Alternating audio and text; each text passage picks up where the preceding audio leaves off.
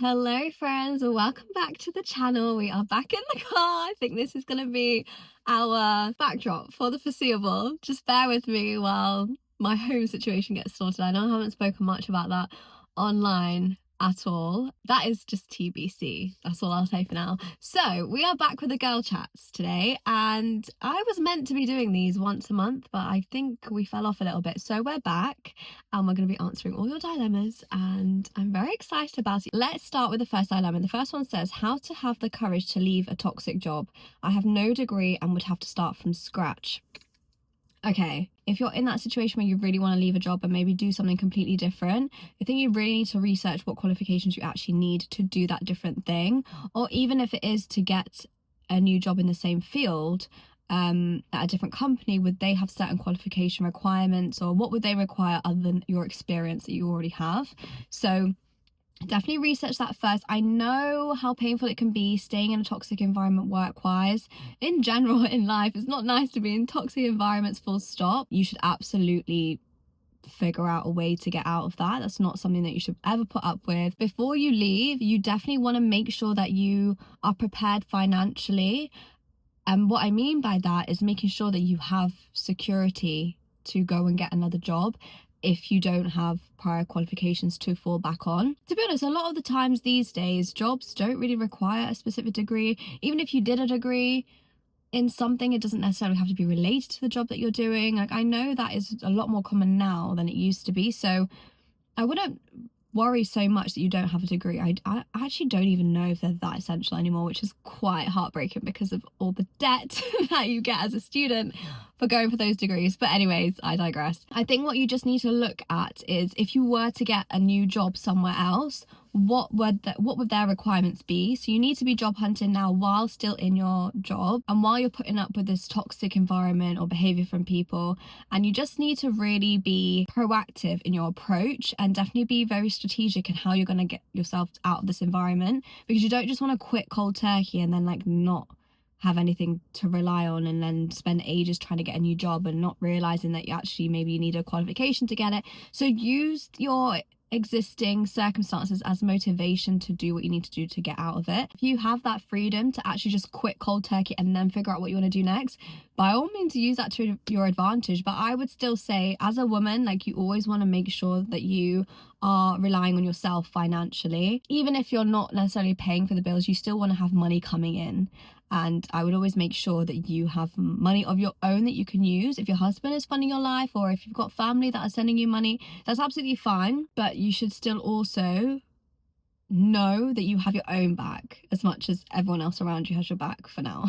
I really hope that helps, by the way. And I hope that was good advice and helps you like move forward in the right direction. I don't know if that's the right advice given your circumstances. I don't know how bad the situation at work is. But if it is really bad, then I would recommend, I don't know, talking to HR, talking to a manager that you trust, someone like a colleague, and figure out with them if there's a way that you can kind of make the situation better while you're still figuring out your next plan. Okay, so the next dilemma says, how to come up with supplementary income.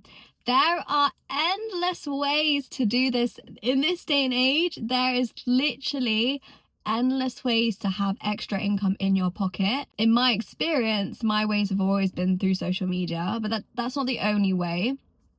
People do it in so many different ways. And what I would recommend is put into ChatGPT, these are my skills, this is my full-time job, what can I do to gain extra income on the side of my full-time job? Bearing in mind, I don't have very much time to make this supplementary income, and see what it spits out for you, because you'd be surprised how many ideas are out there that you probably haven't even come across or heard of yet, but are doable for you. Now, again, the only ones I can ever really like recommend or suggest are social media related, because that is what I did while I was working full-time until I made it my full-time thing. So I would always advocate for starting a page online, start creating content. You don't have to put your face in it. You have full control over what you post online. You don't have to post your whole life story. You don't have to post things super personal. You don't have to post about a certain topic. It's literally whatever you want to do. But just bear in mind, whatever you do start posting about, you have to think about, okay, well, my intention is to monetize this. So in the future, how will this be monetized? Am I going to do brand collabs with brands in this certain field that I'm posting about? Am I going to make a product that I can sell to people that are following me for this certain topic I'm talking about?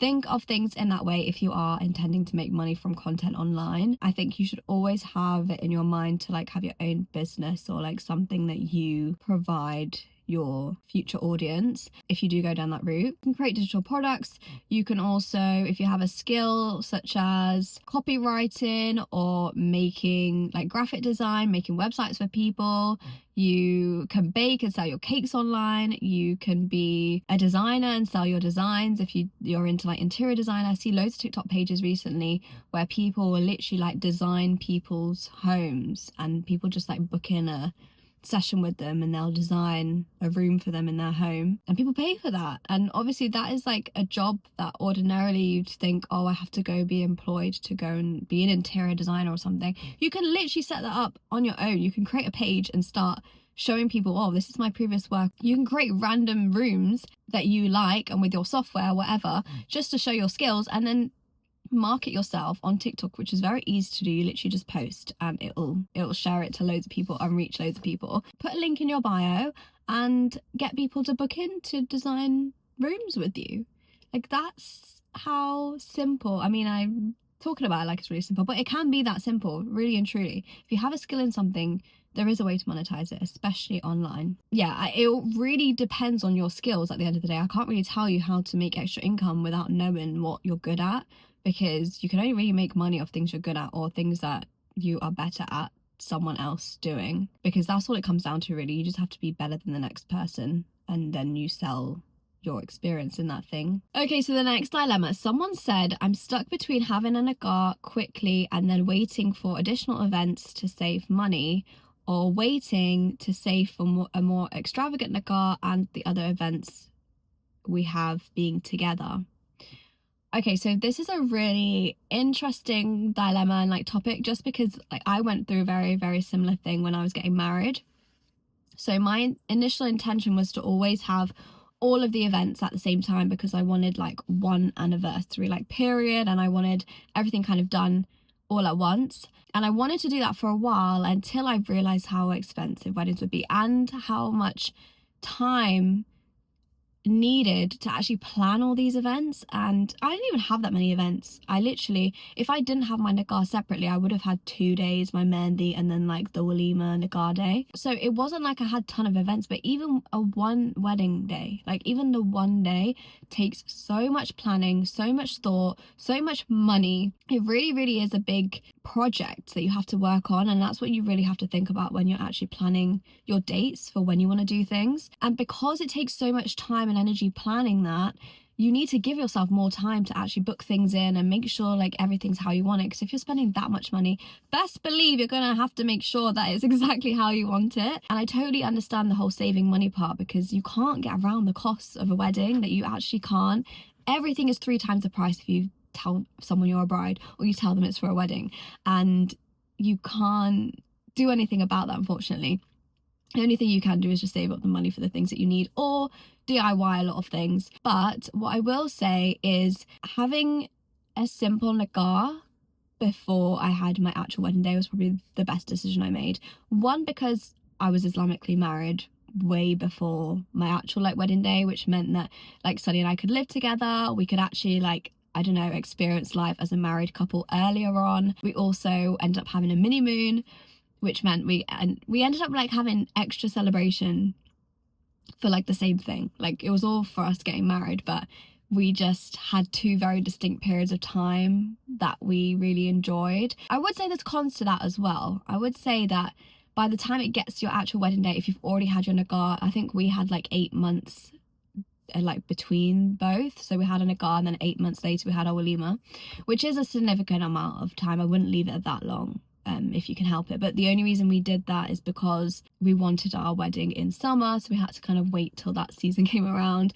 And then also the costs, like it was just really expensive to do the wedding that we wanted to do, and we just needed that time to save the money. I'm glad that we did it the way we did, because it meant that we got married earlier. Like, you really do want to have your nagar done as soon as you know that you want to marry someone, ideally, or as quickly as possible when you confirm like the wedding is happening. We did it as quickly as we could, and if you guys have seen my other videos about my nikah planning, I think I've done one on YouTube, and I've also done a whole series over on my TikTok. I planned that in very small amount of time. I think it was like 2 months, 2 or 3 months I planned that nikah, and it was a very small nikah. It was at a community centre. You can find out more about our actual nikah in the other video because I've done a detailed video on it, so I won't go into it in too much detail now, but it was a small event, and it was intentionally small because it was a nikah festival. I never wanted my nikah to be this like massive ceremony that like 200 people attended.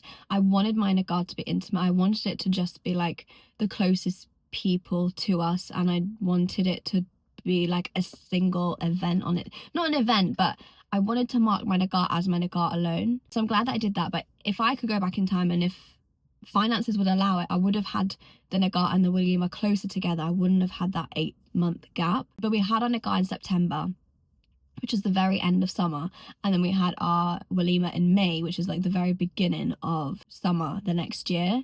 So we had them as close together as we could, bearing in mind like all the things that we wanted. Like we wanted the summer wedding, we wanted the time to like save up and stuff. So yeah, it is honestly up to you how you do it. But if you do wait for everything together, it also does benefit you as well, because then you only need like one outfit for your nikah walima day, because it's all on one day, unless you change outfits. But typically girls or the bride will just have one outfit for that day. So it does save cost in some ways as well. You don't have 2 sets of decor. You don't have 2 sets of like catering and feeding people. You don't have the cost twice. So in a way, you may even save money doing that. I'm happy with the way I did it. I also think it makes sense doing it the other way as well, and just waiting a bit. Not necessarily to have extravagant events and like make your nikah a massive extravagant event. I never would have wanted that, but having them closer together means that you have this like distinct wedding period, and I do think that that is beneficial just in terms of like the vibes at that time, being excited for it. And I feel like because we had our nikah so much earlier, we were kind of over the wedding vibe by the time the wedding happened. It was more like stressful because we spent so much money, we wanted everything to be perfect, and it was, I don't know, more of a stressful vibe and like oh my god, this is happening, rather than like, oh my god, this is us getting married, because we'd already been married for almost a year at that point. So yeah, bear that in mind when you're deciding. Pros and cons of both, because there are pros and cons to both, and I don't think one is better than the other. I just think it's really personal preference. But I hope hearing those 2 sides of the coin helps you make your decision. And congratulations, by the way, as well, getting married and with your wedding. I hope everything goes well. I do have a lot of like wedding planning tips across my social medias and loads of videos on that, so I hope I can help if you end up watching those as well. Okay, next dilemma says how to be happy alone because my friends are toxic and I don't trust people anymore. Oh, my heart goes out to you. I feel so sad that you feel like you have to be alone, but I understand the need to be happy alone. I think that's a very important lesson to learn in life. Being happy alone is one of the most important things you'll learn in life, because it is so crucial to be comfortable in your own company and to really enjoy your own company. I can't believe there are people out there that literally would prefer being in the company of others than being in their own company. I mean, except for my husband, I don't think there's any other time I would prefer to not be in my own company. Like, I'd rather be with him, but other than that, like, I'd rather be by myself, just because, I don't know, being with yourself and like just being able to listen to your own thoughts and not have other people like nattering in your ear, or just like having the peace and quiet of your own company. I don't know, it's just such a beautiful thing. I think if you're an introvert, it'll come quite naturally to you to like want your own space and want to be in your own company and be really like comfortable in your own company. But maybe as an extrovert, if you're someone that's really like, you thrive off being around other people and you thrive off other people's energy and you really enjoy being in other people's space majority of the time, you will like more likely struggle to be alone. But that doesn't mean that you can't find comfort in being alone or like enjoy your alone time. I would just like make a ritual out of it. Like when you are by yourself, think of like, okay, well, if I was with a friend right now, what would I do? I wouldn't just like sit scrolling on my phone ignoring them, or I wouldn't just like, I don't know, like be a slob and like just sit in bed. Or maybe you would at some points in time, but in general, if you were with a friend, you would probably like go out shopping with them or go for a meal, or you'd get dressed to go and see them, or you put a nice outfit on because you're seeing them. So all these things that you would do to see a friend, do that just to be by yourself.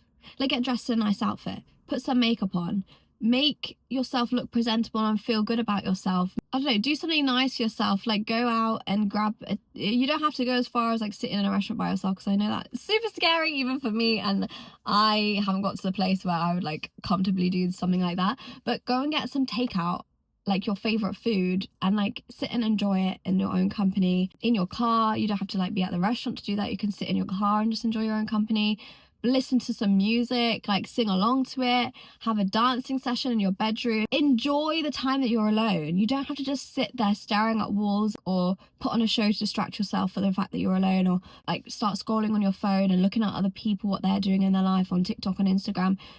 Enjoy your own company by actually being present with yourself. Talk to yourself. I talk to myself so much, and I feel like I give the best advice. Like I'm so I feel like the more you learn to like actually communicate with yourself, talk to yourself, actually be present with yourself, the better you become at regulating your emotions, actually sorting through and like processing emotions and your thoughts, actually understanding yourself so much more, being more self-aware as an individual in general. And that makes you better for other people too. It makes you a more healthy version of yourself.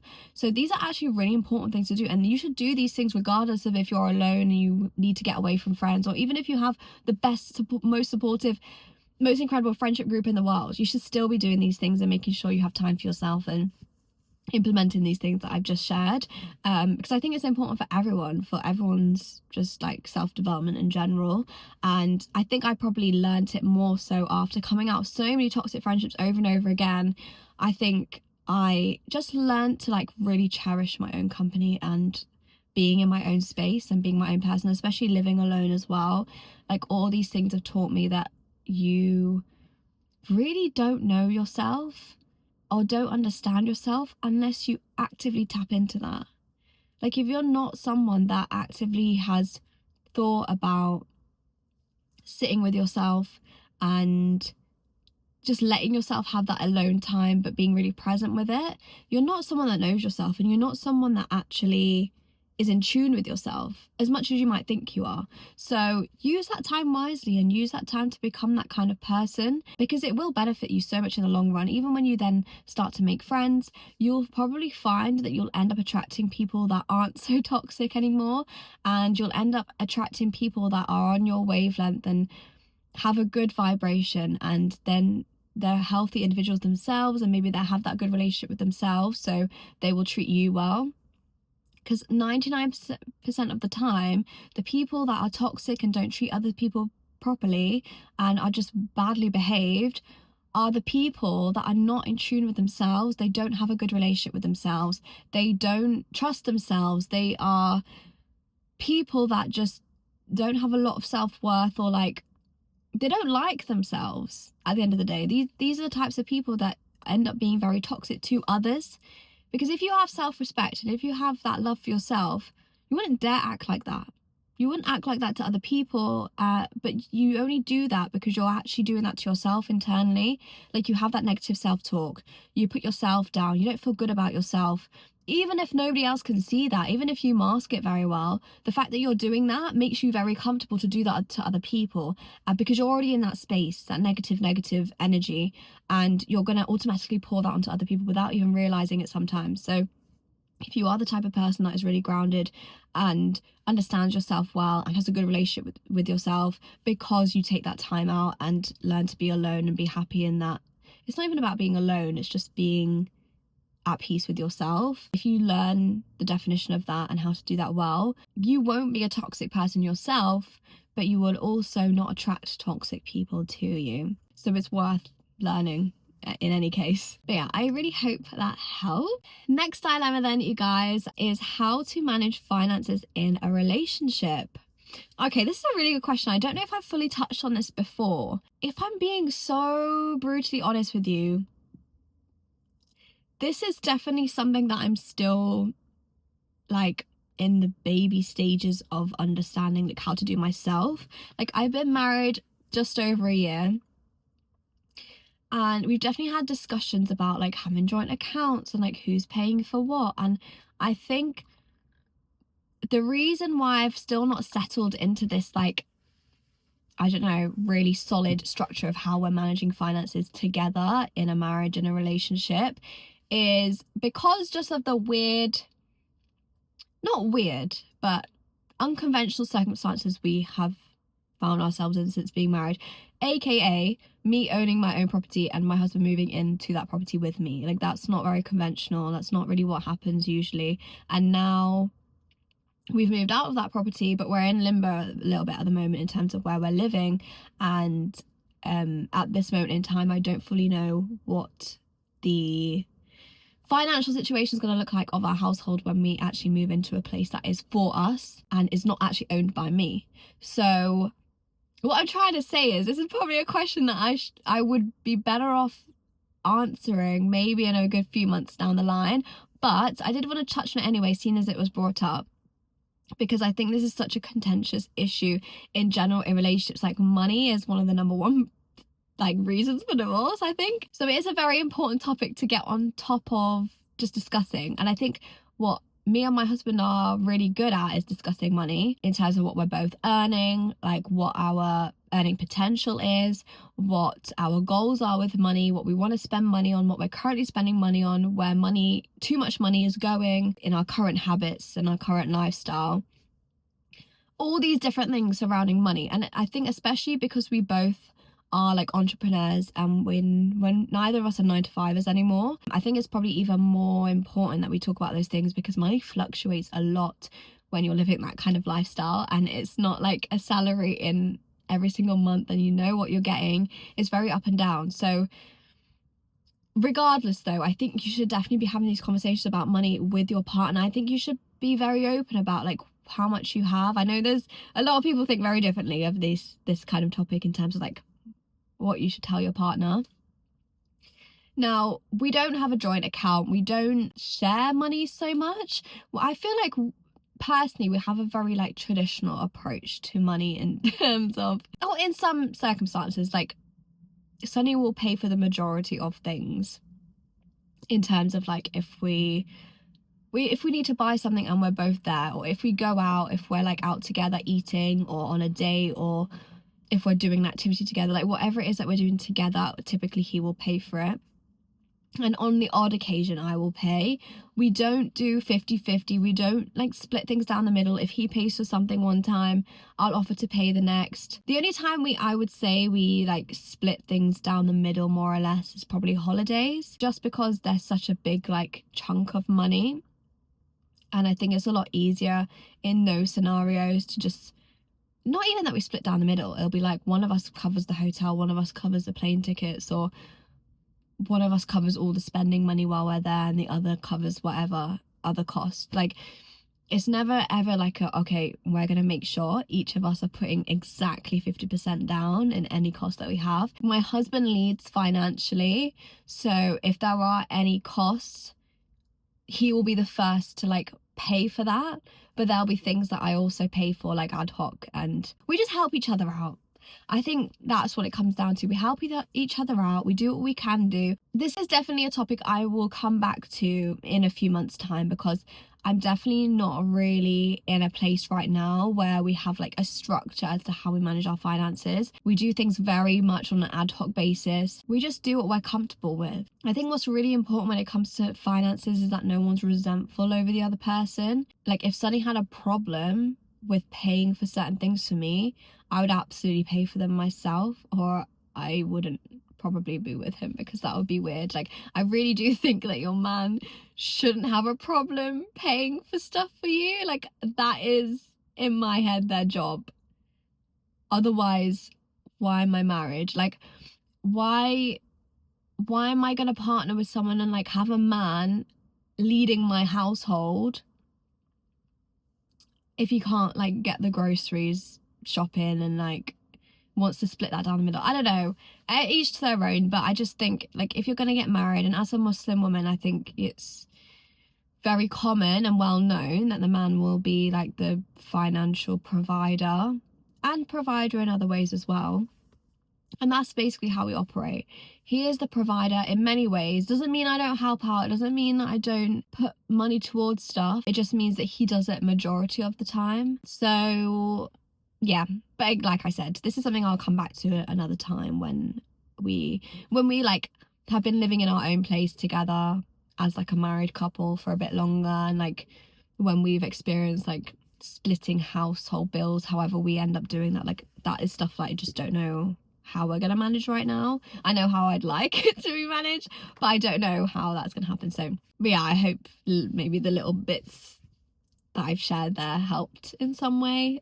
Sorry if I couldn't be very helpful in that dilemma of yours. Okay guys, that is going to be the end of this girl chats. I really hope that you enjoyed it. I hope you enjoyed the setting. It's actually starting to rain now, which is good timing because I don't want to be hearing that in the background of the video, and I know you don't either. But if you did enjoy the video, please let me know, give it a thumbs up, and also comment down below if any of the dilemmas you resonate with, or if you have any other advice that you can share with the girls, because this is a community. This is a time for us all to come together and support each other. And I know there's a lot of you girls like myself feel alone in their situations and the things that they go through and deal with, and just the emotions that they feel about things a lot of the time. So that's why I love doing these videos. It's just to remind you that you're not on your own. What you go through is relatable to other people, but also hopefully my advice helps you deal with your dilemma as well.